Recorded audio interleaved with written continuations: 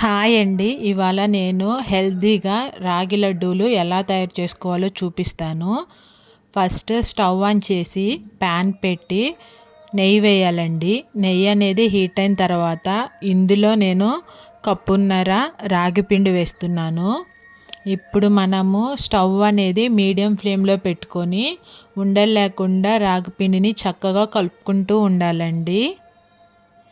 ఇలా మనము 5 నుంచి 6 నిమిషాల దాకా కలుపుకుంటూ ఉంటే మనకి ఆ రాగి పిండిలో పచ్చిదనం అని పోయి మంచి వాసన వస్తుందండి. అప్పుడు దాకా మనం ఇలా కలుపుకుంటూనే ఉండాలి. చూడండి, ఇప్పుడు నేను ఒకసారి ఎలా వచ్చిందో కూడా చూపిస్తాను.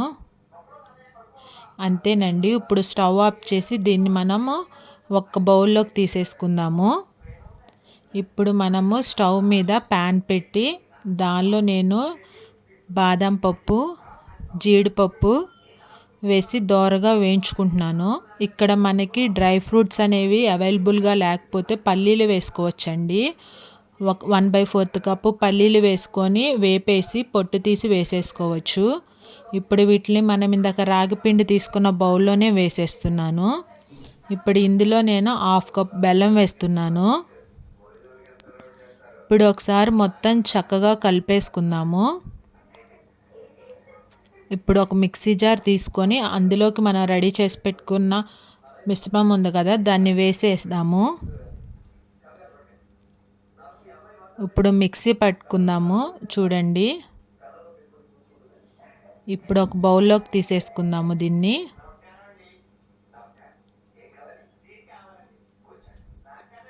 ఇప్పుడు నేను ఒక 2 టేబుల్ స్పూన్ల వరకు నెయ్యి హీట్ చేసుకుంటున్నాను. ఇప్పుడు మనం హీట్ చేసుకున్న నెయ్యి వేసేసుకుందాం. అంతేనండి. ఇప్పుడు మనము ఒకసారి కలిపేసుకుందాము.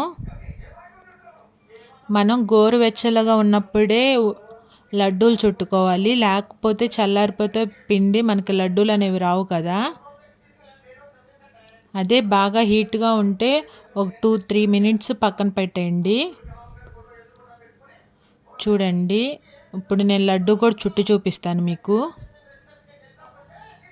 అంతేనండి, మన ఎంతో టేస్టీ హెల్తీగా ఉండే రాగి లడ్డూలు అనేవి రెడీ అయిపోతుంది.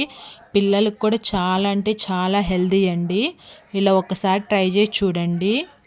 నా రెసిపీ మీకు నచ్చినట్టయితే లైక్ చేయండి, షేర్ చేయండి, అలాగే మా ఛానల్ని సబ్స్క్రైబ్ చేసుకోవడం మర్చిపోవద్దండి. Thank you for watching.